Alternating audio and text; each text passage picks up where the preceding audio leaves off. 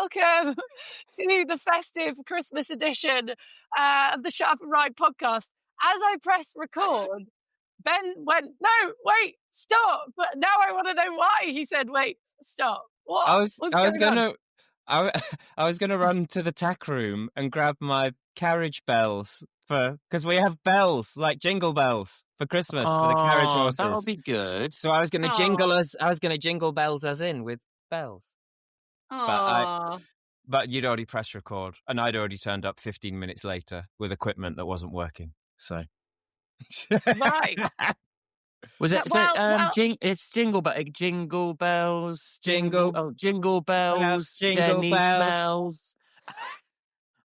Benji ran away. All right. Yeah, something like that. Oh, I wow, think- he's on the red wine as well. Oh, Yeah. my goodness. Well, I went to get my customary Shut Up and Ride lager because I'm a classy girl. But my beautiful wife was like, "No, have wine so we can open a bottle so I can have wine." So I was like, "Yeah, cool. That would be fun." Yeah, you can't open a bottle solo. You have to because otherwise you end up realising you've drunk a whole bottle to yourself, and then that's when, that's not good. Or the opposite of what we've just done is we've just banished a bottle of Malbec that had been opened into being cooking wine. And I was like, I think that's been open a bit long. That's offered a pie. Yeah. I don't tell my husband. I just let him go for it. He can't seem to tell how long it's been open for. He's like, yeah, that's fine.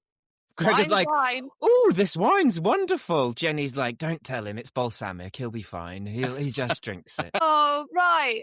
Merry Christmas. We are a few days away from Christmas. I'm really hoping I get the time to edit this before it goes out. Another year has gone by and we have still been supported by the brilliant Charles Owen. We love them so much. Merry Christmas to Charles Owen. Merry Christmas. And yeah, we haven't seen each other since Your Horse Live. I feel like I'm literally like, I have not stopped. I've worked in Vegas. You've been all over the world. I have. I went Literally. to Thailand for work, and then it was only meant to be 2 weeks. And they were like, "Oh, you've done a really good job. Can you stay for the next games?" Because we did the FEI Asian Championships. And literally like 4 or 5 days later, they were having what's called the SEA Games, which is the Southeast Asian Championships, which is like their Olympics. It's not just horses. It's like everything. Excuse in me. Thailand. Bless And you. they were having it at the same venue. So they were like, can you stay for another 2 weeks, please? And because I like money and Christmas is around the corner, I was like, oh, okay. So now I'm really tired. I bet you are. You must be knackered. I am so tired. Like, I don't think I've ever been this tired. I'm someone, if I have a day snooze, I can't sleep at night. Yesterday, I had 3 snoozes in the day. 3. And then still slept fine at night. Like, I'm so tired. That's insane. You must have been... Were you locked away in a little box while you were filming? Well, only because you are the palest person I have seen for someone who has spent a month in Thailand. Were you not? Oh, yeah, I'm pretty pale. No, because I have to be in the OB truck. Thanks, Ben. I think you've got less tan. I think you're more tanned when you go hiking in Canada all the time than when you've spent a month in Thailand. Yeah, I wasn't sunbathing. I was working, you lunatic. So yes. Yeah, but that's what he means. Were you in a box working? Yes, literally. I was in the OB truck, which is the broadcast truck. And it's got aircon as well, so it's bloody freezing. No, but what I mean is that... But you did do some really cool things though as well. Like, you weren't stuck in it the whole time. Like, you did go and see some elephants and stuff. It was a beautiful polo club, and they'd set up so it was all like dressage, para dressage, eventing, show jumping. So I was out walking the course for the eventing with Max Cochran and Helen West. It was Alec Lahore who's driving us around in a buggy. He's like, yeah, just be careful when you walk in the course because there's snakes, and we found one under the scoreboard.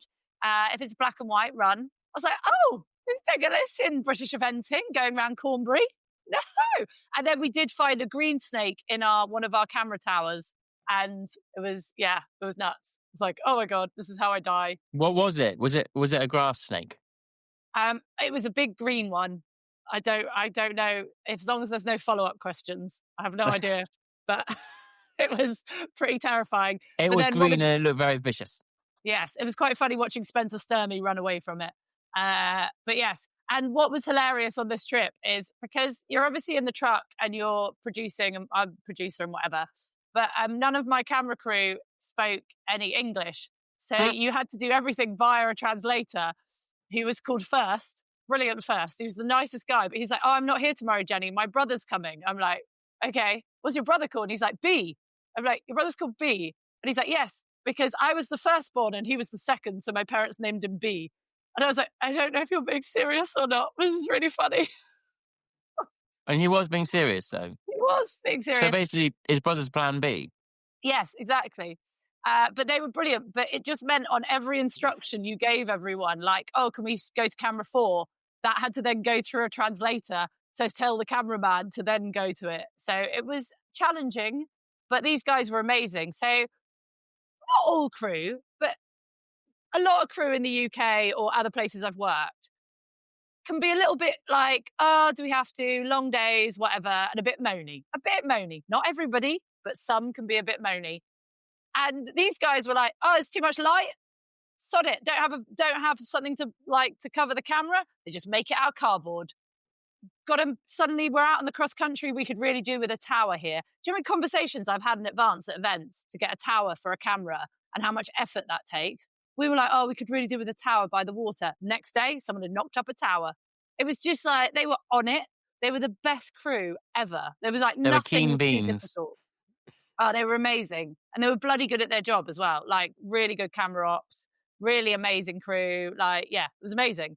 But yeah, the language barrier was quite entertaining. But you had Harry helping you. I did. Harry Sykes, lovely Harry. He was the videographer. So he made all the lovely videos that went on the board. Oh, and then at one point, my translator First, this was funny. He every day was bringing me in different Thai snacks, which I very much enjoyed. But one day he came in and he had like this dried fruit and he was like, Jenny, this is plum. And I was like, oh, okay. And it just didn't look very appetizing. He's like, no, Jenny, you put my plum in your mouth and you suck slowly. And I said, oh, First, that's what my husband says to me. Which he laughed at. But I think he was but just he laughing. Didn't know why he was laughing. No. So the next day, he had his dried plums out again. And he was like, Jenny, Gary, who was our technical director, has explained to me what plums are in England. And I was like, yeah. So now do you find it funny when I said that's what my husband said? And he was like, suddenly it all clicked into place. And he was meant to be like switching the cameras and translating, but he was crying with laughter because he suddenly realized what I'd meant about putting his plums in my mouth. So yeah, it was very funny. Anyway, that was my Thai story. And I got to hug an elephant. We went on a day trip to elephants, which was very entertaining. And we went in water. How did you feel? What do you mean, like a day trip to elephants? I thought you'd have been. I just thought. Oh. Just like, isn't it one of those weird things? Like you're not meant to support the elephants and stuff. Oh no, these are rescue elephants. Okay, cool. That's kind of the point I was trying to get. Yeah. This is a sanctuary for elephants that have been like ridden or working and logged and have like holes in their heads where people have put hooks. And they now roam free around this sanctuary. And they come over because you get a big basket of food. And then you get to put them in the mud and then you cover them in mud and then you can take them in the water. And so the elephant that me and Harry Sykes fell in love with, we called her Nellie because we couldn't pronounce her name. She was 58 and had only been there 7 years. So she'd spent 51 years being ridden and pulling logs around and having an awful time. How old do elephants live until? Pretty old. Like people, I think. Yeah. But she was a sad elephant, but we were giving her lots of loves and cuddles. And the pictures looked amazing. It was amazing. It was very, I don't know, what's the word? Like, I don't know, like they kind of look into your soul. I don't know how to describe it. Like they've got amazing eyes and they're very cool. But yes, so I got to pat an elephant, which made me, and we made paper out of elephant poo, which is something I won't be putting on my CV. Nice. Oh, it's amazing. I'm glad you've had so much fun because like when you say I've been working in Thailand for a month, everybody expects you to be having fun. But it's not always like that. Sometimes it's just like, no, I could have been working in Stockton-upon-Tees, just not with my family or friends for a month. In Stroud, yeah. There was highs and lows, like everything, like every job. There was a few moments where I wanted to push a few people off a balcony. But there was also like some really good bits. And like But you're, what, like every morning being woken up by 6 howling dogs was quite entertaining. I used to like it. There's like stray dogs everywhere. But yeah, it was good. It was just, it is like getting the videos from home of like the school play happening and not seeing it, and your kids missing your kids. It's a long time to be away. It's a long time. A month is a long time. Like, it's like a 12th of your year. I know. Wow. Like, you can do maths, Ben. Just about. You say that. I got a, how do I tell this story? Like, I got a pay rise from my online business and then calculated it, went to George and was like, this is how much I earn a year. And she was like, no, darling, it's more than that. That's how much you'd earn if a year had 10 months. I was like, oh, this is fantastic. That's even more exciting. Yeah. I was like, I'd budgeted with my new money with 10 months in a year. Like, this is the weirdest thing. Just as a side note, like, from this online business, this is my weirdest first time in my life where I get paid like a normal person. Like, payday's on this day. It's very nice. It's quite relaxing to like have a. Because I've lived my entire working life as like work as much as you can to make money and then hoard the money while you're skint and have no work. And no, I'm not. Which is your payday? I get paid on the 17th of every month. Of every month. Which is how I celebrate to be moment every 17th now. I do. I sit there going, yes, I can put fuel in the car again. Let's fucking go. But, I'm very jealous, Jenny, that you got to spend a month in Thailand. Had you been to Thailand before, or was that your first time there? No. We were in Pattaya, which apparently is a bit of the armpit of Thailand. Sorry to anyone who's from Pattaya, but that is what I was told. But we were down the road on a beach, further down from Pattaya. But some of the crew did go to the, I think it's called Walking Street, where women may fire things out of their vaginas, like ping pong. Oh, so you were really close to that, were you? Yeah, we were close to that area. But we were working at the Thai Polo Club, which is beautiful. But a little bit of me, like, obviously there's bits of Thailand that I would love to go and see, the people, the culture, like amazing food, like absolutely lovely. But where we were was not like in front of a hotel. The beach was amazing, but either side, if there was no hotel, like the beach was just covered in plastic. So it was just like a little bit heartbreaking. But yes, so my DJ because obviously I have a DJ for the Ring, he went to the Walking Street with what's called our kind of replay operator, and obviously went and did the tourist thing. And apparently some lovely lady wrote her signature and wrote him a letter using a pen that was controlled by her vulva. Have to say her penmanship was quite excellent. But I was like, wow, that's a talent. How do you find out you have that talent? This is vaginal writing. Vaginal writing, yes. Yeah. I don't. That is quite the talent. It is quite the talent, yes. So yes, there's that kind of element to it, and you hear about these things, don't you? But I'm very naive to this stuff. But yes. Not anymore. Well, no, I didn't go to Walking Street myself. I was a bit like, I was going to say, did you have a go? No, did I have a go? Yes. I'm going to try it at home later. Too bad my writing's terrible. Should. That's how you can write Gregor's Christmas card. Happy birthday, happy Christmas, darling. I wrote that with my vagina. Can I just say, you're two of the only men I know who are very comfortable saying the word vagina. Most men recoil, but you two are like, no, that's a word I'm going to say. Well, that's what it's called, isn't it? I know, but like my brothers are like, ooh, can't say that word. It's like vulva. It's not the nicest of words, is it? But no, I'm terrible at writing. Maybe my handwriting would be vastly improved if I could learn this skill. You might get some funny looks. You what, at the bank? In the bank, yeah. Can you sign this? Thinking that. Of course. 1 second. I just imagine them sat at the kiosk. Yeah, keep the pen. That's fine. Yeah. What would be more impressive if you could click it on and off with your vagina as well? Do you reckon you could do that? No, Simon, I don't. I know you're very talented, Jenny. Very talented in lots of ways. Oh, right. But anyway, enough about my Thailand adventures. Anyway, Ben, what have you been signing things with recently? Me? I can't. Could you sign it with your bottom? It's all in the really. Well, we're giving the vagina a lot of credit here. Like it's all in the hips, isn't it? Really, I'm guessing. Whichever lady's got this penmanship, do you know? I bet she'd sit a mean sitting trot. Like, yeah, she would. It's going to be all in the hips. Yeah. I think I'd struggle at the moment. That core strength. Oh, no, not core strength. What's the other one? Pelvic floor strength. Pelvic floor. Yeah. I don't think I'd be able to do it at the moment, to be honest, Simon. I think I couldn't squat down in the correct position and have hip mobility with my knee. Another thing that's spoiled by my blooming knee, I can't use my little chocolate starfish to write Christmas cards this year, as I normally do. You have such a way with words, Ben. 2025 is such a letdown in comparison to last year. Yeah, writing with your hands is so 2025. Like, we're moving into 26. So it's like, it's the evolution of that very, very demure, very mindful. Oh my gosh.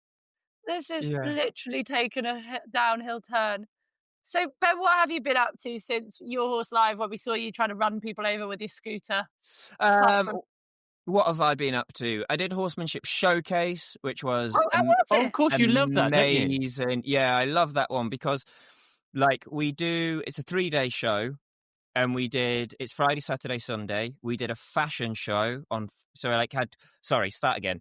Friday, we did a load of competitions with like alternative styles. So we did show jumping, but there was like a category for people that wanted to jump bitless, a category for people that wanted to jump bridleless, and a category for people that wanted to basically do it more like dog agility, run round on foot and send Liberty horses over the course of fences. You were going to say, wanted to do it more doggy style. Not doggy. Get your mind from the gutter. Jenny Rudel, you are terrible. And so, like, that was really cool. And then I judged a Liberty competition, and they also had, like, basically, like, it was like an obstacle course, but if you imagine Handy Pony, but, like, difficult enough that adults would find it difficult. How do you judge that? Is that based on, like, performance, or is that based on what you like? On what? On which bit? When you were judging? Yeah. So it's judged on different categories. There's obviously there's a category that's sort of overall performance, all of it together. Then there's the difficulty of the exercises used, a little bit like judging a freestyle, I assume. Yeah. Or ice skating. Yeah. And then there's the, like, how subtle their cues are. So, like, the softer and more seamless their communication with the horse, the more the marks they get, the more obvious or the more clunky, or perhaps, sort of bit more heavy-handed things are, the less marks you get. And then also with Liberty, sort of the idea of harmony, but harmony meaning, the horse never leaves the person, the expression of the horse while they're working with the person, all of those things to judge it. And it was really, really, like, I really enjoy it. I've judged before in America, but what I was blown away by was just like the amount of people we had entered. Like, we put it on. That's really good. Just as like a crazy thing. And I'll take my hat off and say I was wrong. I've said before on here that, like, I'm terrified about the idea of a warm-up arena full of people bridleless. Yeah. I saw it. And it was beautiful. Like, there was everyone from adults on warm bloods to kids on ponies, all in neck ropes, no bridles, like, ran like a normal warm-up arena with the jumps and stuff. Just was super cool. Like, and I'm not saying, like, it wasn't like being at a Longines event yet, but, like, just super cool that it happened and was in the world. And then, Friday night we did a fashion show with we're all horse based.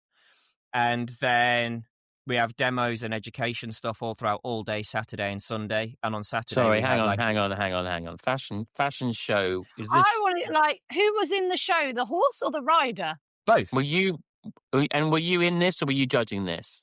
I was just watching this. George was in it. Oh, okay. But it would be stuff like, so Ariat are a sponsor of that event.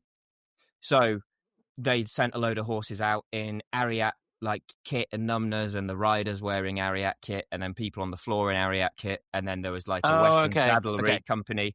So, like, horses wearing horse stuff.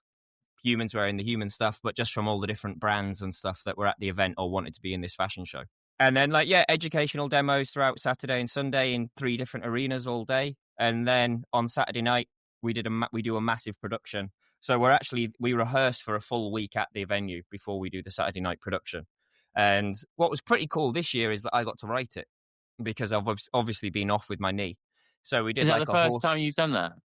Yeah, first time I've written a proper script for people to like I've written rough scripts before, but like this had actors delivering dialogue and then like loads of different voiceovers. And we did horses through history all the way from like an interpretation of the first people working with horses, like 3,500 BC, all the way up to the First World War. And was that your idea, or was that something that the show wanted you to come up with? No, it was my idea, and then that's really cool. Did all the research. Yeah, I can definitely get so you guys can see it. I don't know if I can get so the public can see all of it, but we can definitely see bits of it. Yeah, I've seen some photos. It does look really cool. That was really fun. And then so we were at Showcase for those 3 days, and then after that, I did my last job of the year, which was actually another fashion show for Lemieux, which was super cool. Lemieux.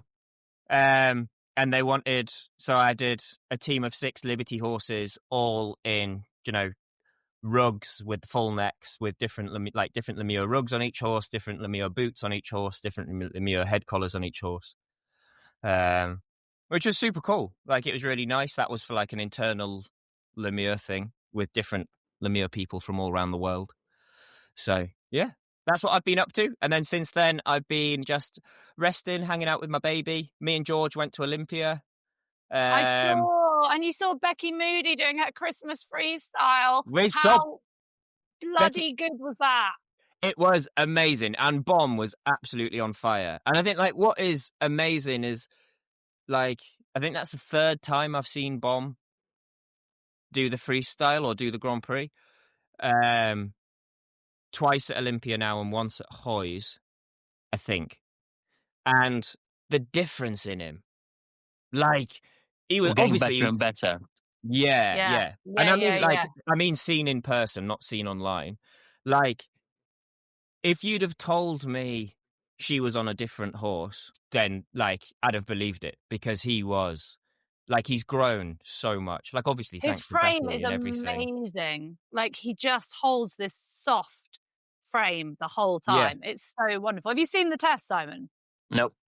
Oh my God, you should listen to it. She's done it all to Christmas music. I've seen I've seen a couple of little clips, and it looks it's on her amazing. Moody Dressage Facebook page. And also, Simon, by the way, you need to watch it, because we announced that you are getting to ride. You lucky fucker. You are getting to ride. I'm just so jealous. You're getting to ride. I'm really, really excited about this, but I did wake up in the middle of the night the other night thinking, what happens if I can't get him to go at all? And I look really stupid. But then that's quite funny. You won't. That is the thing, isn't it? Because he's gonna have different buttons to Buster or something. Well, you're don't do Passage or Piaf or any of that kind of stuff. Gonna have to. So anyone who wants to see Simon riding Bomb has to book tickets to Bishop Burton. Just for I am just going to enjoy this so much. Because I think you're going to have a fun time. It's going to be great. But isn't she, that is so generous, and it's amazing of her to say, oh yeah, because it was so casual. She's like, oh yeah, why don't you just ride him? I was like, yeah. But to start with, I was like, yeah, you're really funny. Oh no, you mean it. This is amazing. So yeah. I'm very excited. I would be nervous. I was thinking about this because when we were watching him, me and George were like, "Oh, Simon's going to ride him."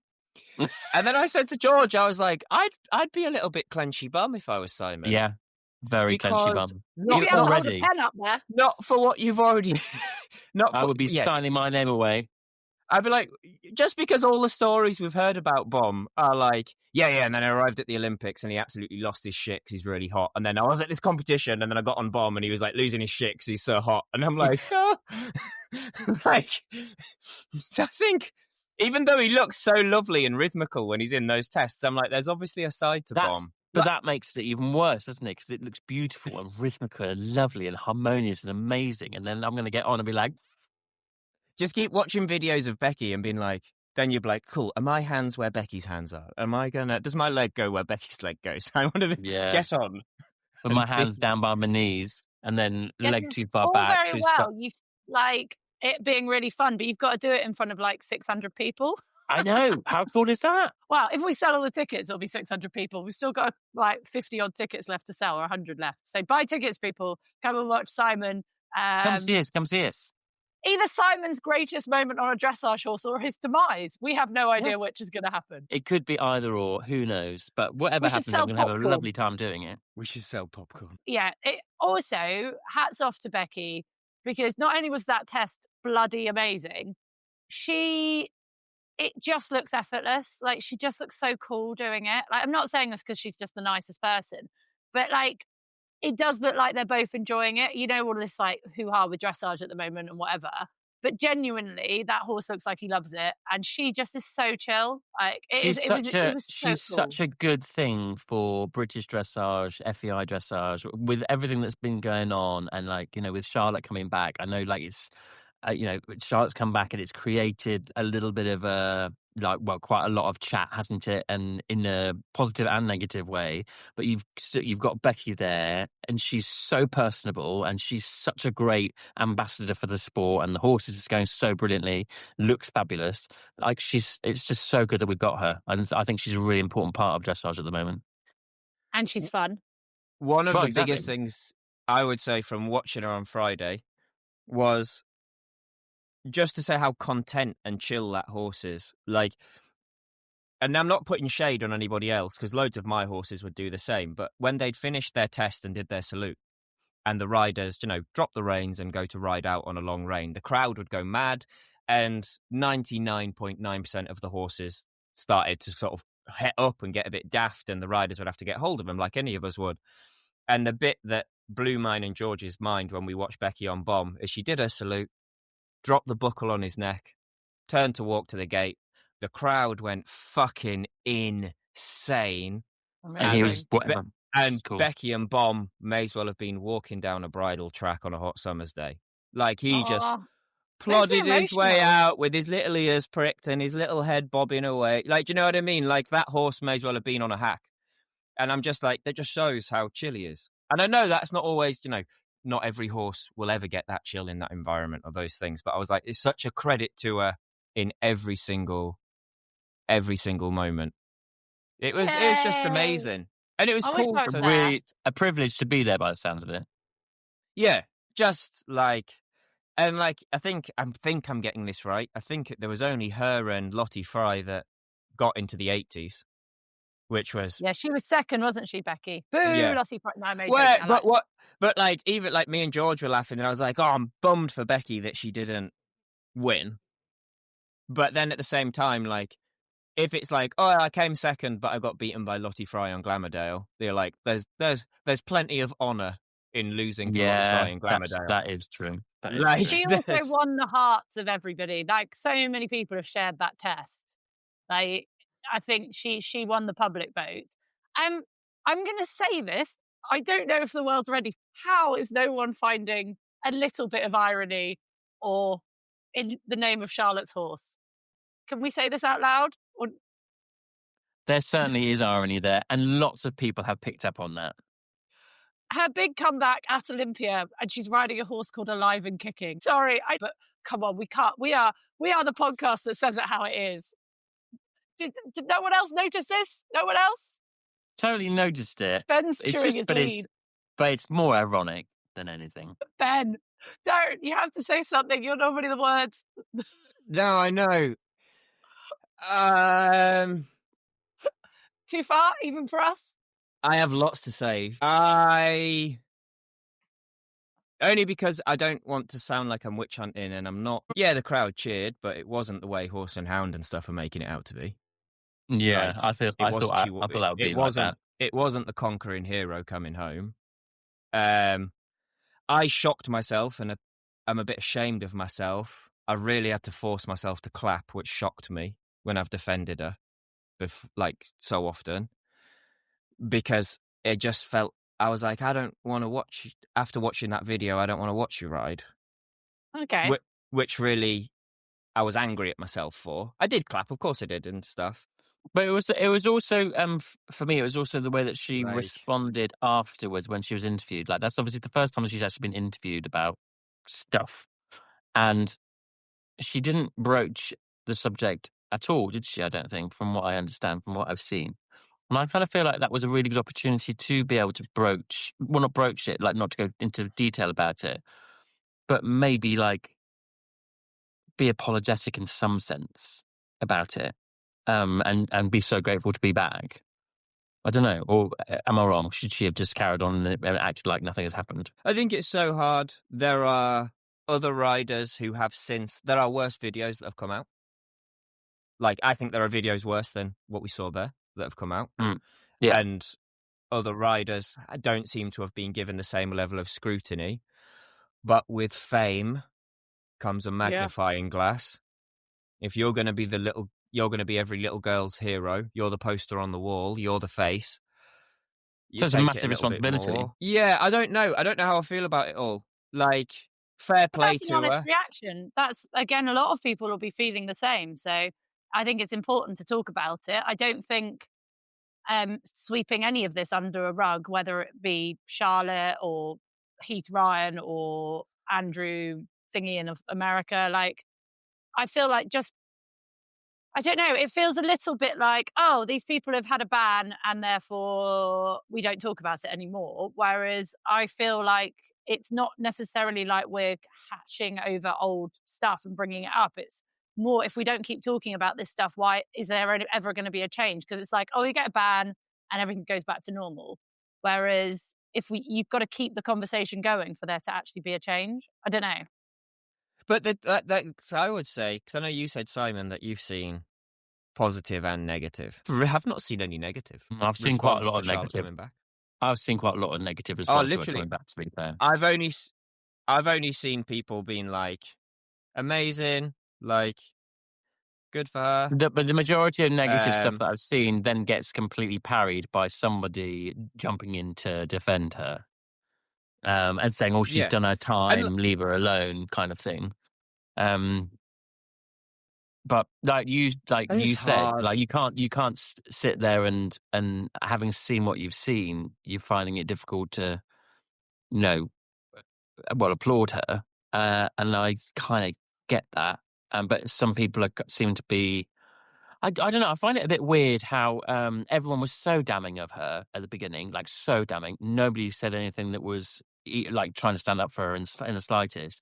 And now that we've kind of come round, people are quite a lot. They're trying to justify what happened, or say, "Oh, she's been punished, so now we will need to leave her alone." Well, it'd be quite nice to know that she's been punished and she's learned from it, and that's why I think she would be it would be advisable to talk to some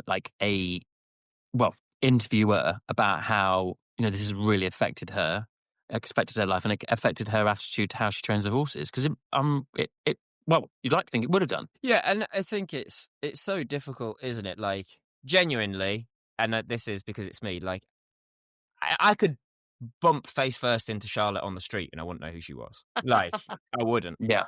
And when I say things, the reason I say that is, like, we're taking such a snapshot.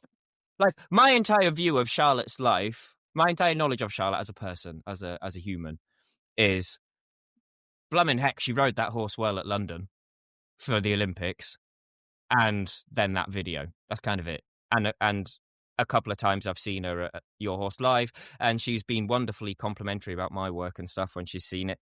So it is a snapshot into someone's life. I'd hate for someone to look at my worst day and have it caught on camera and then be like, that's who Ben is all the time. But I think it's just a weird one. Like, George made a very good point. I think one thing Charlotte absolutely is worthy of praise for is, like, the way she's got back to this level of sport and fitness after having a child so quickly, I think is phenomenal. But I think it's a weird one. And to come back like she has, it's so ballsy to do what she's done. Well, and she got 5th, I think, at London, which was still crack it, and that was that horse's like second time out or whatever at an event that size. I think maybe my sort of relation, obviously not with Charlotte as a person, but as a public figure, is going to feel a little bit like when you have a dodgy breakup when you're young and then you decide to give it another go. And there's that little weird patch in the beginning. Do you know what I mean? Where you're like, oh, well, we know everything happened, but this is what we like. Do you know? Because everybody deserves a second chance, always. A second, a third, a fourth. I don't think you can give people too many chances, but at the same time, I just mean it's all over. I don't know. Maybe Are there interviews directly I'm just so with cynical her? these I've days. not seen any. I've not seen any interviews with her, like of her opinion on stuff or how things have been going. Have I missed something? I've not There's seen bits anything. and bobs. I'll send stuff. I'll have a dig and send some stuff. But I think fair play to her. Well done. Maybe I'm just being a bitter arsehole that can't let go because I've got a bad knee and I've got too much time on my hands. Yeah. I think you are Benjamin, that's not how you roll. So many people are feeling the same. Go and write a letter with your ass. You'll be fine. I think you are articulating the way everyone feels. I think as well, people are desperate to carry on the dream of she was someone who changed British dressage. We want to believe in the good. We want to believe that this is how like the horses should be trained, that she's doing it right. For me, the issue for me is there is such an opportunity to do good in these situations, to turn it round, to good PR, to work for an animal charity. Like we say, I mean, any of these horses, 99% of their life is spent in absolute luxury. There's horses in Egypt, Africa, whatever, wherever in England that have an awful time of it. There is such an opportunity here to go, do you know what? I'm going to fucking turn this round. Let's do some work. Let's use my fame, good or bad, to raise awareness for some other charities and animals. And I think that's the problem for me is these guys who just go into a hole of silence. And it's like, come on, apologize. Let's make some good out of it. Let's raise awareness. I don't know. I just think there's so much we could do. And I had an argument with a very, very well-known dressage judge trainer about this, who was ranting about how Charlotte had been thrown under a bus and all these things. And I was like, well, you can only be thrown under a bus. I think she got there herself. I think she threw herself under a bus. Laid down on a zebra crossing. Yeah. Yes. She did. What she did was wrong. Bus or no bus. Yes, when the video was released, it was obviously planned and well-timed. And that part of it was horrific. It should have been done properly through the proper authorities when it happened. But at the end of the day, Charlotte, Matt, all these riders, Andrew, these people lay down, like you said, on a zebra crossing. They did something wrong and they need to make amends for it.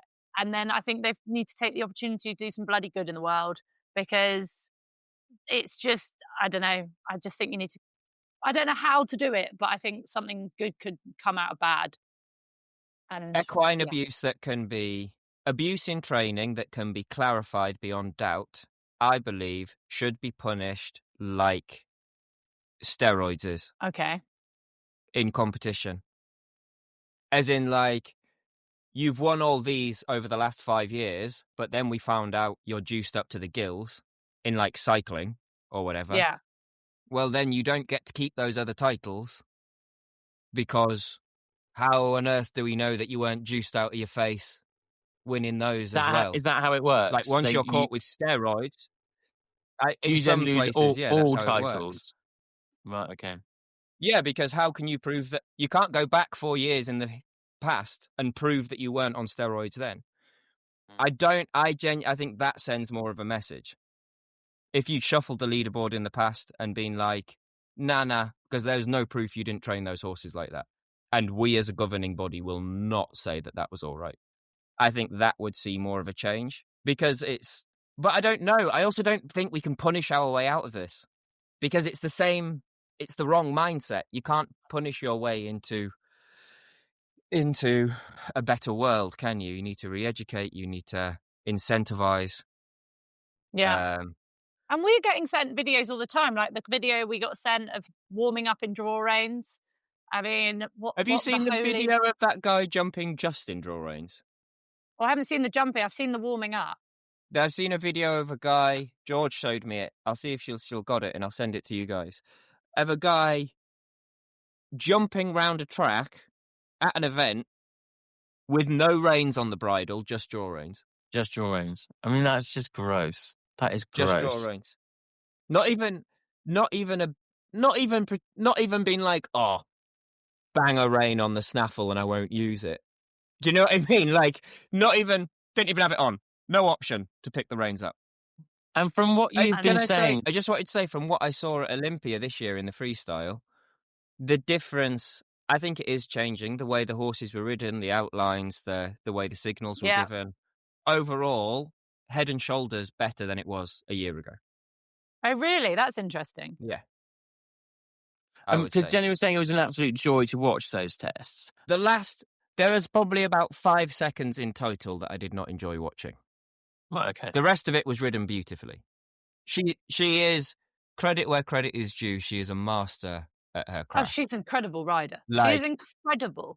The test was beautiful. The horse went beautifully. It was just that one little moment, and it got me because I was like, I just don't. And maybe it is. It's because I'm scared to say these things because I'm like, oh, she's important, and I don't want to piss off the wrong people.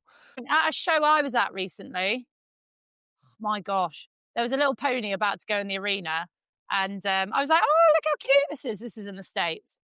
And the trainer, because they've all got trainers, everyone now, who walks and does everything for them, of this, I can't imagine the kid was older than 8 or 9. No, probably 9 or 10.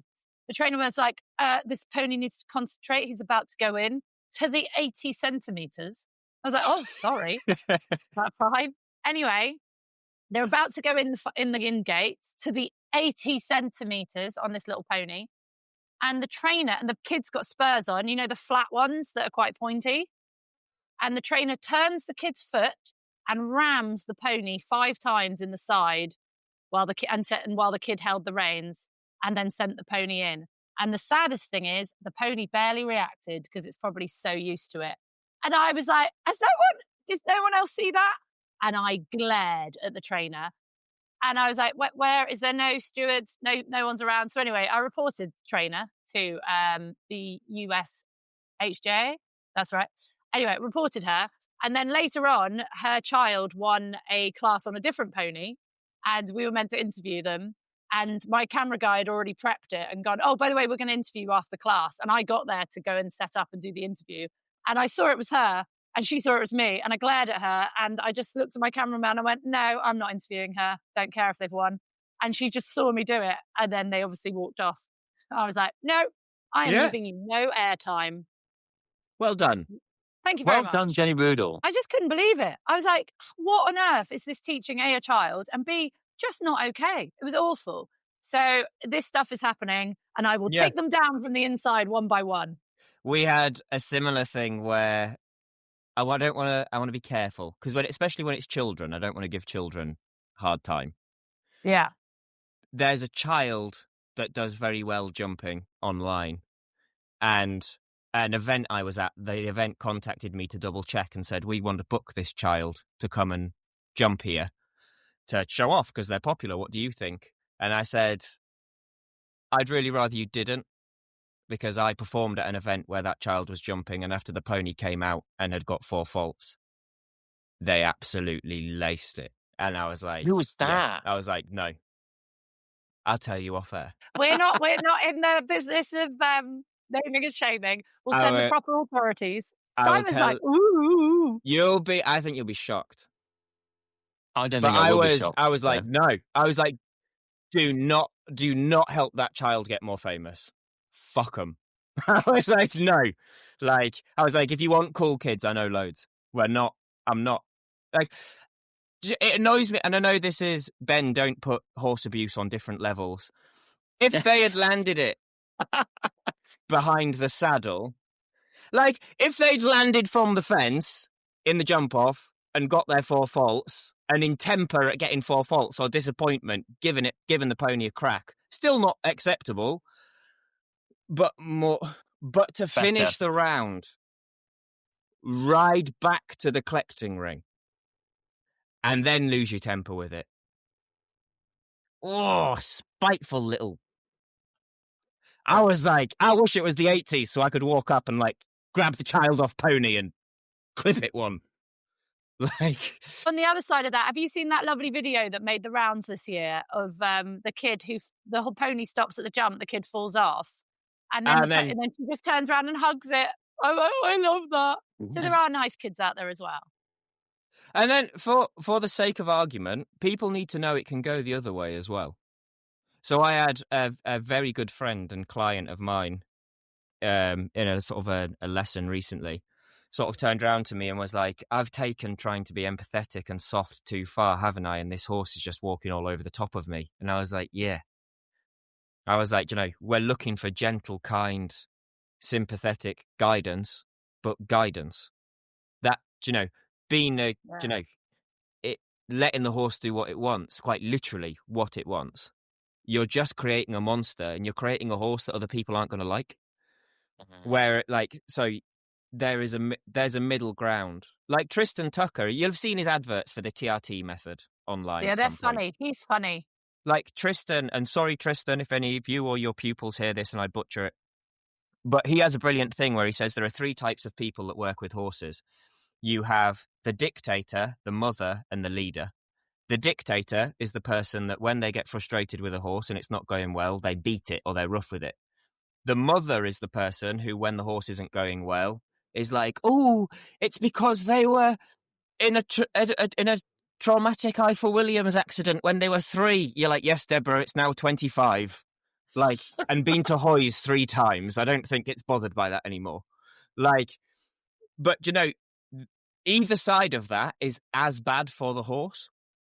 Whereas the leader is the person that says, no, I'm going to push you out of my space when you bite me to show that if you're going to act like that, you're not in my herd. And we're going to work on that, how that social interaction. But at the same time, it's the person who, when the horse gets scared at the bottom of the lorry, they're like, right, let's explain this to you bit by bit, but doesn't just pick up a whip and say, nah, you're going on. And that's what we should all be aiming to be. Not a dictator, not overly mothering, but this idea of being a diplomatic but firm leader. And I think that's a nice way to... But I can't take credit for that. That's all Tristan. I like that. I think that's something very similar to what you would say anyway. Are you a leader, Simey? Am I a leader? Well, I hope so. I'd like to think so. I'm a leader up until one scares the shite out of me, and if I'm on top and I'm scared shitless, then I'll very quickly become the mother. A runner. Like, maybe we should get its back checked again or something. I don't know. I'm getting off. Yeah. That's so true. I'm very much a leader until I'm riding my own horse, and then I was like, oh yeah, oh no, it's definitely his hops. That's why he's being a bugger. It is 1 degree colder today. Maybe that's why. Let's finish. It's going to be fine. We're all fine. I'm fine. The excuses are all coming out now. Simon, how have you been? Because we haven't heard from you yet. I've been very good. How have you? What have I done? I haven't been competing much, but been riding the horses. Done quite a lot of teaching. I went to the Horse and Hound Awards night, and I sat next to Ros Cantor, and she won Rider of the Year, and Walter won Horse of the Year. So that was really cool. And then Becky was sat over just from where I was, and she won. Bomb won Dressage Horse of the Year, which is really cool. It was really nice to be there with those guys when that happened. And she said they were both so nice. And Ros is quite big now. She's very pregnant. And she's on really good form. Oh my God. I'm so glad you said that. I was like, that is the bitchiest remark in the world, Simon. And then he was like, oh yeah, she's pregnant. Yes. When you said she's quite big now. Yeah, I was sat near her. She's quite big now. Long pause. I was like, no, Simon. And also, considering Ben thinks she's called Ross Cantor and has done for the last 10 years, Ross has put on a few pounds. You're being nice, Jenny. Let's not pretend. I've not known who Ros Cantor is for 10 years, have I? Like, not because of that. Like, they're massively... I'm just useless. But yeah, did you wear your kilt? You are not used to. Yeah, I wore my kilt to that, and then I wore my kilt to. I went later that week. I went and presented the British Eventing Support Trust Ball, where we made, drum roll, £180,000 for the British Eventing Support Trust, which is pretty amazing. Oh my lord! £180,000 in one night. That is amazing. Unreal. All down to me, obviously. That's insane. No, it definitely wasn't down to me. How? We did a heads and tails game, and everyone had to give some money for that. And then we did a silent auction, and then we did a main auction, and there were some really amazing prizes and some very, very, very generous people. And then I had a really good dance in my kilt, and that was really cool. And then when it finished at 1 o'clock, it was at the Savoy in London. And when we finished at 1 o'clock, loads of people went into London, and we went to a club in Trafalgar Square. And I got there, I don't know, probably 2 o'clock in the morning, something like that, and stayed there till 4 o'clock, and had a really great dance. It was so good.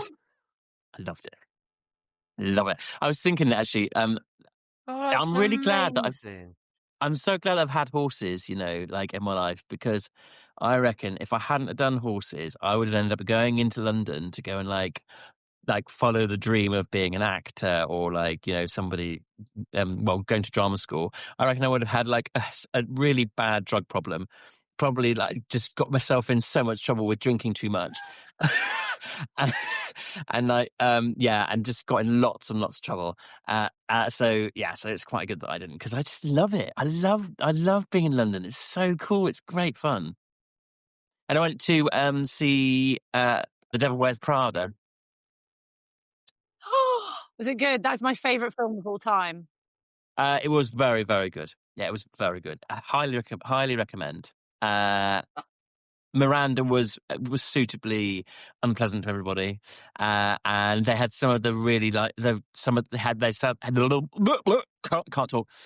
They had some of the classic lines in there as well, and it was really good. And I went with my goddaughter, who's great fun, and her mummy. So it was really cool. It was really cool. Oh, and then I went to. Can you remember Nick Turner, Jenny? Yes. So he was Why do I know Nick Turner? He was an event rider, and now he's a coach. Although he's not coaching as much, but he's got a private club in London, and it's just by the Coliseum Theatre. And so, I kind of was like, "Oh, Nick, I'm in town. Thought I'd come and see you." And his partner John, they owned an event horse that I rode. And so it was really nice to see both of them. And their clubs, it's really really quirky. It's like down this tiny little back alley. It's really quirky. And they have like loads of really famous people go down there. Like Emma Thompson goes in quite often. Whenever she's in London, she goes down there, and they have I love her. They just have a really cool time. And so it was really nice going there too. So yeah, had quite a lot of fun in London town. So I didn't go out in my kilt to the club. I was in normal clothes for the club, but it was great because I was on a podium and felt like a proper dancer, man. It was great. Firing ping pongs at your backside. Yeah, exactly what I was doing. I was going to say, were people throwing money at you, Simon? They were. They were in a very literally. different club. There were young women who were down on the dance floor on the main dance floor who were laughing at me. So I think that maybe I look really stupid, but do you know what? I don't really care. Either that, or they thought I was amusing as the little old guy up there dancing. You're never going to see these people again as long as you had fun. Yeah, exactly. So who cares? Can I just say, us three have never been to a club together before, but my God, one day that is going to be hilarious. Yes, can we do it? Oh God, yeah. I just love it. I just could dance all night long. Yeah, when I do. You are actually quite good at dancing as well. I don't know. I just love it. I love it. What is your song if you're at a club that you have to dance to? What is it that comes on that's like? I don't really have anything like that. It's got to be quite clubby though. I'm not. Oh, has it? Well, yeah. I'm cheese. I like a bit of cheese. Like I went to an agricultural college, and in the club in the town there, they put on "I've Got a Brand New Combine Harvester" or something like that. Yeah. And everyone would go mad. I'm like, "Oh my God, this is amazing!" And I'd be like, "Oh, it's not for me." you're looking for some like hardcore, like, Yeah. oh God, like doof music. Yeah, doof, definitely. Yeah.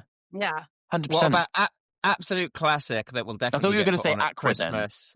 Aqua. Aqua. I'm a Barbie girl in a Barbie world. I'd be more like Castles in the Sky. Yes. Brilliant. Oh, tell me why.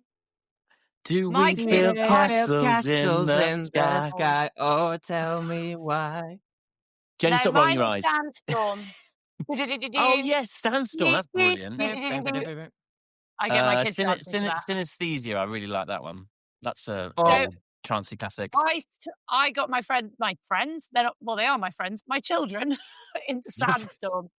I'm like, so Delilah was only like 2 years old, and she would be like, Sandstorm, Mummy, Sandstorm, Alexa, hey, Sandstorm. And anyway, she was at nursery, and they sent this lovely email saying, hi, we're going to have a little end of term party. Could you send in suggestions of what your children's favourite song is so we can play it? Obviously, most kids are sending in Horsey, Horsey, Don't You Stop, or Bar, Bar, Black Sheep. I love horses, they're my friends. So I sent in Delilah's favourite song is Sandstorm by Daru. And here's a link to it on YouTube if you haven't heard.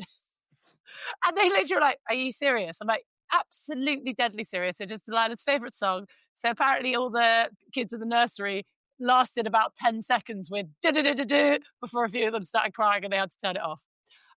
So yes, I'm that parent. But they love it. Kids play Sandstorm and they build up to it as well. Like they get the build ups. Excellent fun. Dance parties every Saturday night in our house. I've got to tell you that I also went dancing at the O2 as well, arena. I went to see Mumford and Sons in concert. Oh, that was Mumford and Sons. That was really cool. They're very good. Some bands are better live than they are not. Do you know what I mean? Like Coldplay. I mean, they were superb. They were superb. I think like the music was great, and like we had a really good dance, and it was excellent. I was with really cool people. But what I really like about that kind of thing is that there's clearly these lads that have like been doing this since they were really young together as mates, and they are having such a laugh, and everyone's so supportive of them, and they're just having such a blast. I just find it. Is inspiring the right word? I suppose inspiring is the right word. It's just so nice seeing them having such a blast, and like I just think it's brilliant. It's brilliant. That's going to be like us when we're on tour, guys. Yes. It's going to be seeing us having such a laugh. Yeah. But don't you think it's like, so one of my best mates, I had two best men at my wedding. One was Ollie Phillips, who rides with me in the shows. The other is this lad called Josh Darby, who I've known since I was like 3. And he's in loads of bands. Like he plays everything. Like he plays piano, he plays guitar, he sings, he writes. I'm very talented, very intelligent.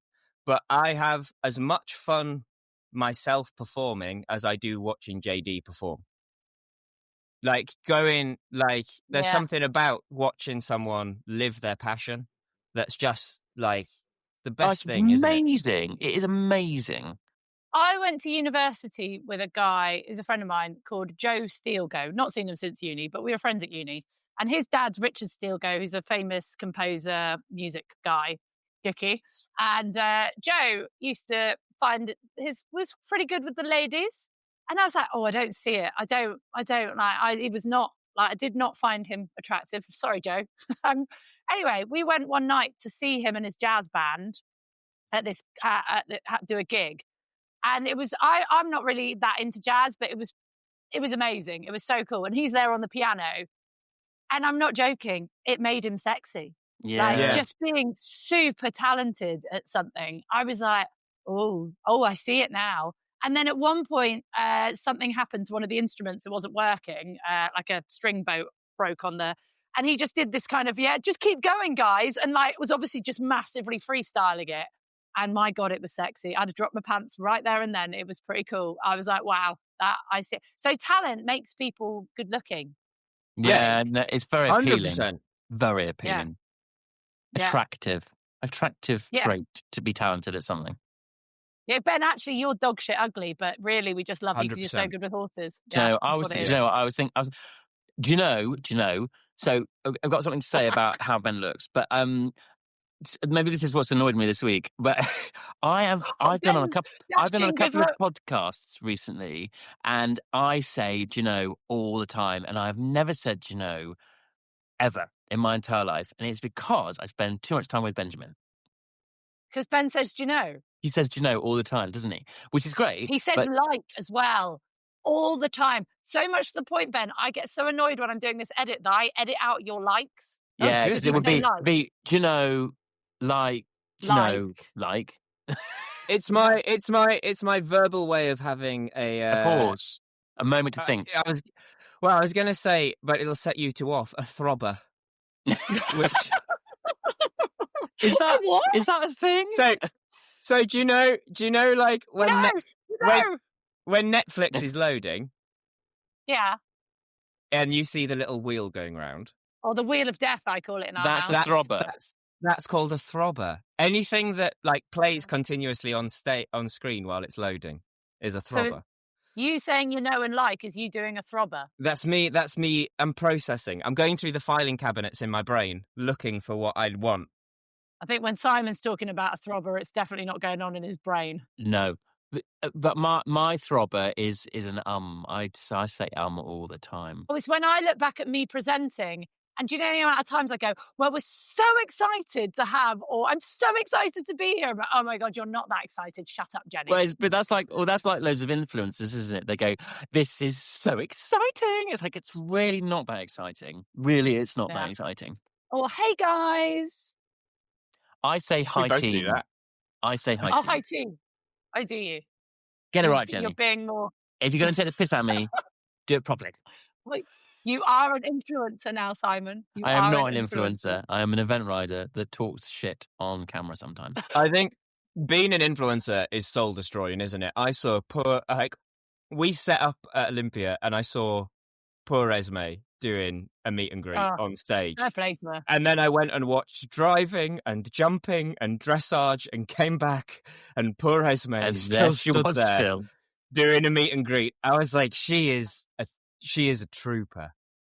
Yeah, she is an absolute. Well, that out there. She's very sweet, isn't she? Like a kind soul. She's very sweet.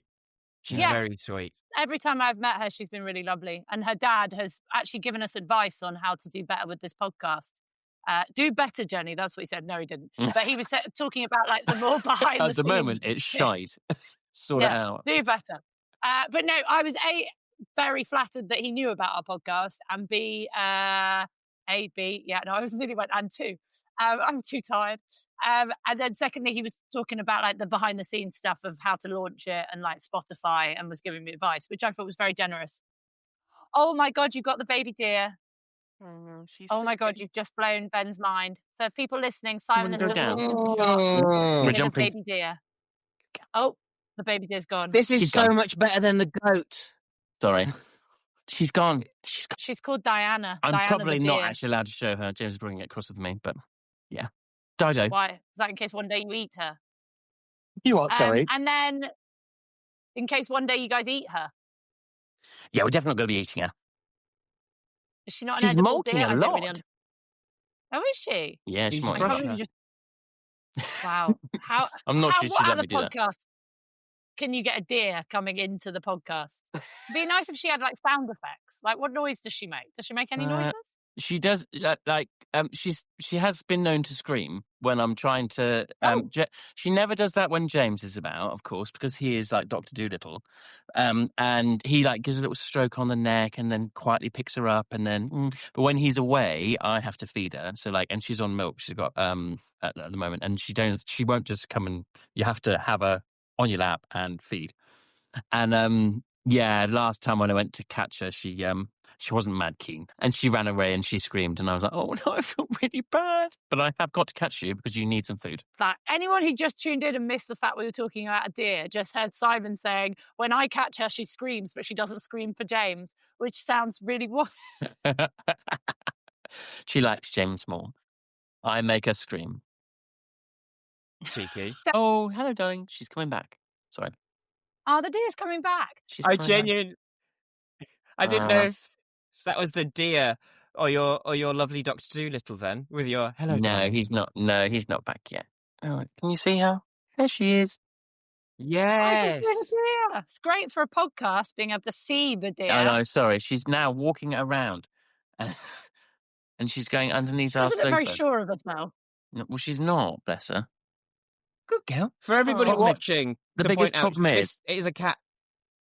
It is Yours own? cat-sized. It's not like Simon has like a 14-hand No, deer it's not cat. in his Do you wanna living come? room. I'm going to have to move and let her under the seat. Hang on. Okay, when you're back, let's do we've been going for an hour and a half, so let's do a festive. She's What do you now want for running the Christmas? kitchen. Sorry.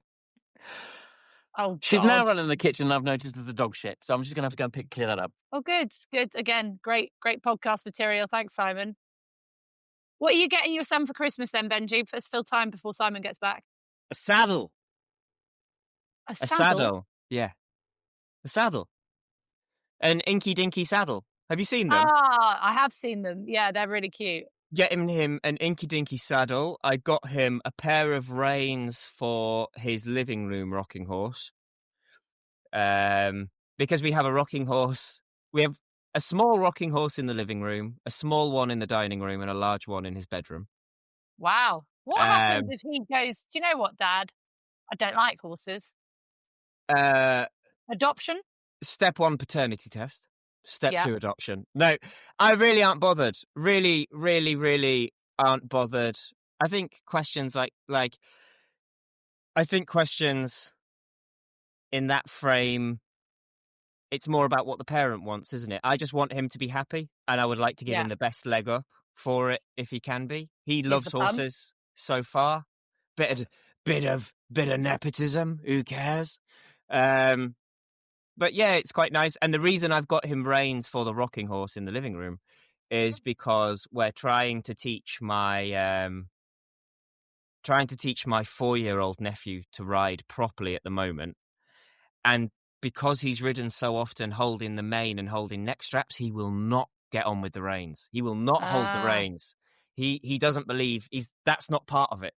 So I want to try and get ahead of the curve with Wild and get him used to holding the reins and faffing with the reins. Before you then take the fucking reins away. Surely he's just going with the trend of no reins, Daddy. He needs to learn first. Oh, he rode. We gave George a heart attack. I forgot we got this video when she wasn't around, but we had him on the miniature Shetland, bareback and bridleless rearing the other day, which is quite fun. Oh my God. I was holding him. He thinks it's great. He just laughs and wiggles and squiggles. So yeah, we've got him an inky dinky saddle for Christmas. So nice. Simon, I was just saying, what happens if Wild doesn't like horses? And he was saying paternity test, then maybe adoption. I threatened my son James with adoption the other day, or boarding school. And I said to James, do whatever you're doing, stop doing what you're doing, or I'm going to have you adopted. And James just looked me square in the eyes and went, can I take the dog? Good boy. I was like, fucker. Anyway, what do you want for Christmas, Benjamin? Me? It's very dull. If you say world peace, I'm going to slap you. Very dull. No, just really good head. No, the George and I have been extra. Jenny said, "What would you like for Christmas?" And I said, "Really good head." Perfect. Oh, fair. Yeah, fair. But we're really boring because George and I moved into the farmhouse, and there's loads we want to do to it. We had a conversation the other day that was, have you got me anything for Christmas yet? She said, no, I've not got her anything. And then we said, oh, why don't we just sort of, opposed to getting each other presents, I think we're going to buy a new radiator for the upstairs bathroom for each other for Christmas. Wow. But just we want stuff for the house and, not got unlimited money. So that was a nice way for us both to get something that we both wanted. Yeah, that's our life. Yeah, well, that's good, though. That's called adulting. You're going to make use of that, so it's fine. Yeah, we'll use that. And George's birthday was on December 16th, so she got lots of nice things then. So we're both happy. What about you, Simon? What do you want for Christmas? Well, I've said this before. I said it when I was doing my race safe thing. I think health is your wealth, and all I want for Christmas is for everyone, all my friends and family, to be healthy and have a great 2026 is what I would like. Fuck that. Everyone wants a present. We're on the Shut Up and Ride podcast. You're not going for Miss World. Come on. He would be an excellent Miss World. He'd be a brilliant. He'd be Absolutely an would. Miss I World. would. I can imagine you in a bikini. What would be your special talent? I don't know what I'd like for Christmas. Pelvic handwriting could be a special talent. Signing something with my bumhole. Yeah, something. Yeah. Don't know. Come on, everyone wants something. Would you like a new horse? Oh, I'd quite like my horse. I've got my lorry, and the living needs some attention. I quite like it sprucing up, and the electric's doing, and that kind of stuff. Because I've had the outside of it painted. It looks amazing. It does. So anyone listening out here, can make Simon's influencer wish comes true? He will share it on his YouTube page. You imagine you got the deal, because doesn't that really happen with massive podcasts? They go, oh yeah, I really like Nespresso coffee, and the next day 5 Nespresso coffee machines turn up. Yeah, I mean, I really like horse boxes. I'm not sure someone's going to give me a horse box.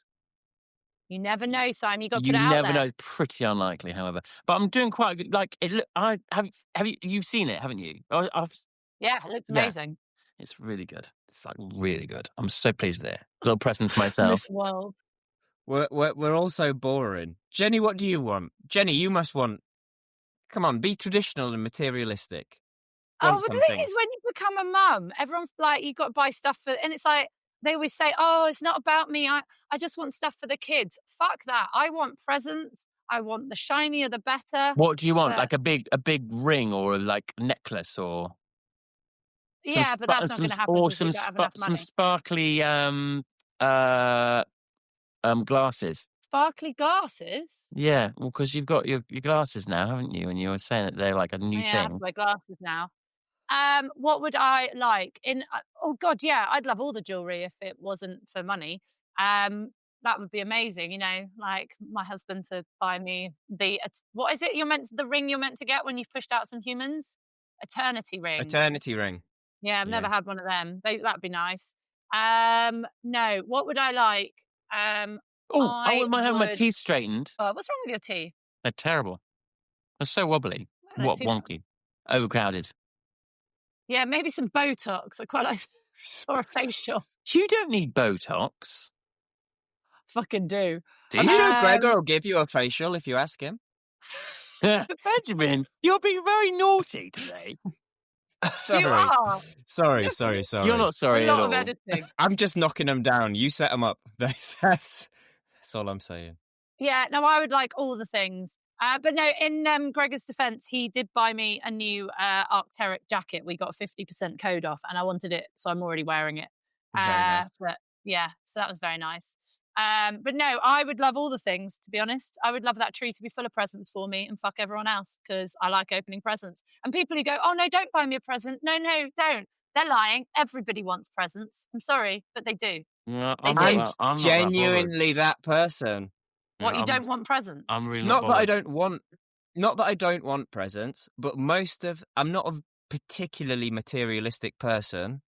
So most things that I want in life, I need. And not like just saying, oh, I needed this equipment to record this podcast. I need the tack that I need for my horses to do my job. I need gym equipment to stay fit to do my job. Those things I kind of have. So everything else becomes a little bit, I'd rather spend the money, like George and I talked about this. I said, I'd rather spend the money on good food and booze and stuff and have friends around more.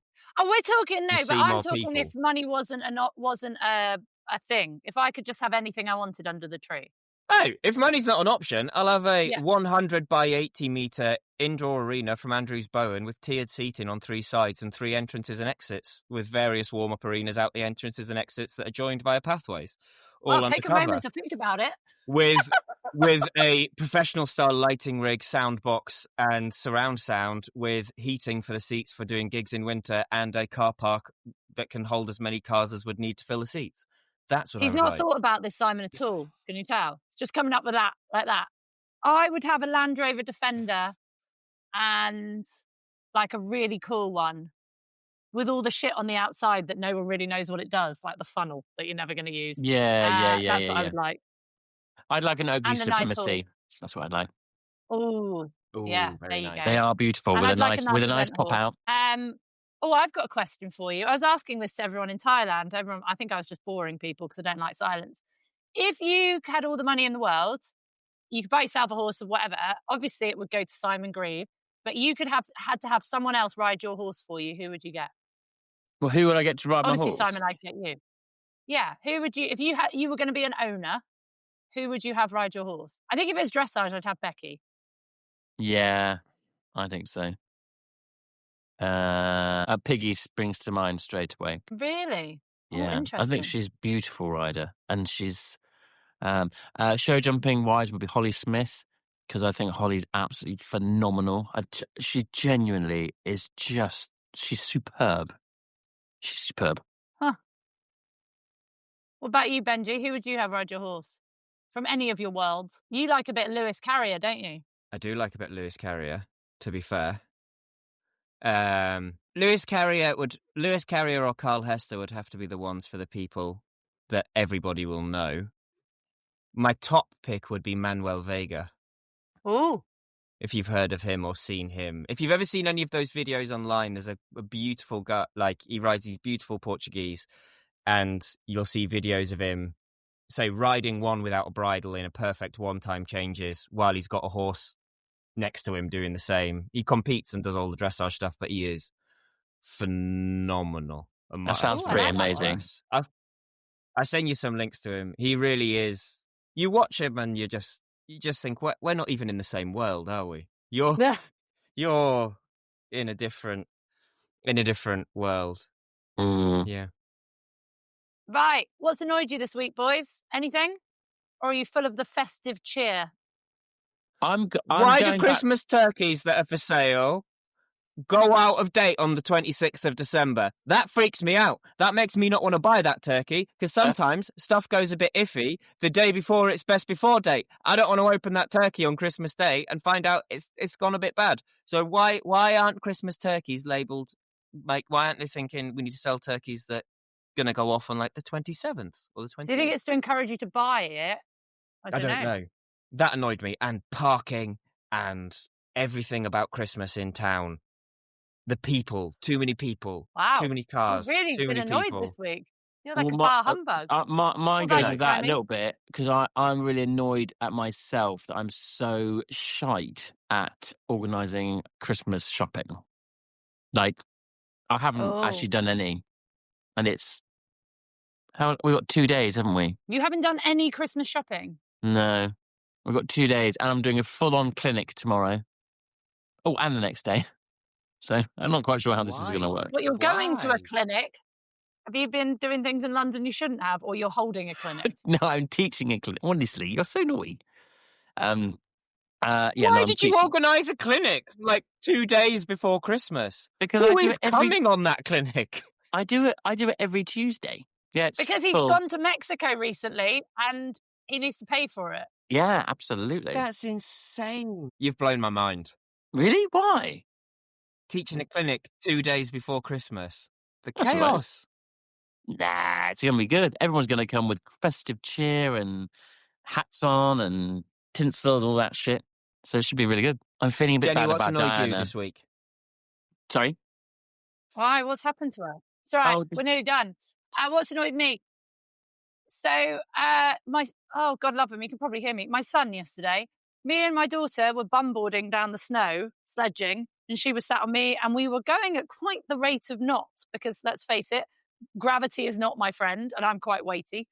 So we're going quite fast. You are not. And for some reason, I don't know what possessed him, my son decided to join the fun and leap.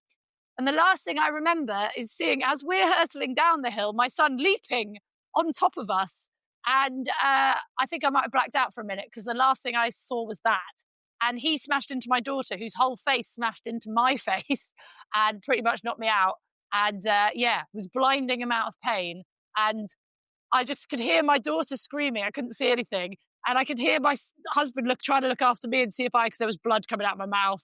And I've got this hat on, but there's quite a big bruise under this hat. And I've got a lot of makeup on. And I could hear him trying to look after me. And I was like, no, just go and make sure the screaming child's all right. And that was quite painful and annoying. But I just looked at my son. I was like, "What possessed you?" You want to get I involved thought in it'd the be fun. fun. No, I know. That annoyed me because it was really painful. That reminds me of there's a clip on it's on Instagram or TikTok or what. I think it's this little girl and she's driving one of those little electric car thing, kids' cars, and she literally just drives over the top of her brother. Have you seen that? It's literally I've seen that. It's hilarious. Yeah. It was I don't know like one why, of those but that just made me moments. think of And that. you're literally, when Gregor said that when James kind of took off, apparently he could see in his face he regretted it the moment his feet left the ground. But there was kind of no way of return after that point. And I just saw this child like in the air and like, this is going to hurt. There's nothing I can do in this moment in time, but this is going to hurt. And it bloody did. It's one of those ones where it's that clip where they say, "You may be wondering how I got here." Yes. And you paused in This is the midair. moment she realised she'd fucked up. And you know when you're like, all I wanted when I was in Thailand was to get back for festive fun and activities. I'm like, why, God, why? I so want to love them in Christmas, but right now, fuck all of it. So I've got quite a headache and a bruising on my face now. But yeah, that annoyed me. And I was very tolerant. I was like, it's okay, because I could see he was devastated. I was like, it's fine. You just got to realise when being a prat takes a hold, just don't be a prat. Ugh. Anyway, that annoyed me. And then, just certain plastic on beaches in Thailand really annoyed me. Just made me really sad. Made me sad. But I guess I'm not going to speak to you till 2026, boys. Bless you. Unless we record one before New Year. So we can do that, can't we? In the new year. We can record one in between Christmas and New Year, can't we? We can. The people want it. People have been having a go at me because I've been so busy. I haven't managed to get another podcast out. Right, you beautiful humans. Merry Christmas. Merry Christmas. Thank you for a wonderful Christmas. 2025. On Spotify alone, our lovely listeners have listened to over 3.5 million minutes of our podcast. Isn't that incredible? 99% more than other podcasts. That's insane. I know. We have had a 456% growth just on Spotify alone. That's not even on the other platforms. So that is down to you, wonderful people who are on this crazy journey with us. So thank you, everyone who has listened. And our listeners are very loyal, and we genuinely mean it, that we love you guys. And thank you for tuning in. There are still tickets. Unicorn is sold out. There is one man that keeps messaging weekly to find out if there is any tickets to the Unicorn. We are sold out. And if any spare tickets do come up, I think they're going to Miracle's owners. Because Simon was like, oh, do we have any tickets to our own tour? But there are student tickets to Bishop Burton, where Becky Moody is coming and Silly Prune will be there. And but your support means the world, because if we don't make some money from the tour, then we can't do the podcast because we need money to fund it. So please buy tickets, please. Then I can maybe buy myself a diamond ring. That's never going to happen. Anyway, seriously though, thank you to everyone who's listened and shared. Please keep sharing. I don't know what we meant to say. Share, like, subscribe. Yes. Yeah. Can you tell we're good at horse riding? Comment down below about what you might like to hear or like to see. Yes. And please come and join us on the tour in 2026. Fucking hell, that's scary. But come and see us in January on the 17th at Bishop Burton. And see all the things we're going to make Silly Prune and Becky Moody do. But all that's left to say is... Shut up and ride. Shut up and... I can't turn it off. I've lost my mouse. Here. Oh, it's on the wrong Merry Christmas! Jingle bell, jingle bell, jingle bell rock. Lift on my face and show me your... You're terrible.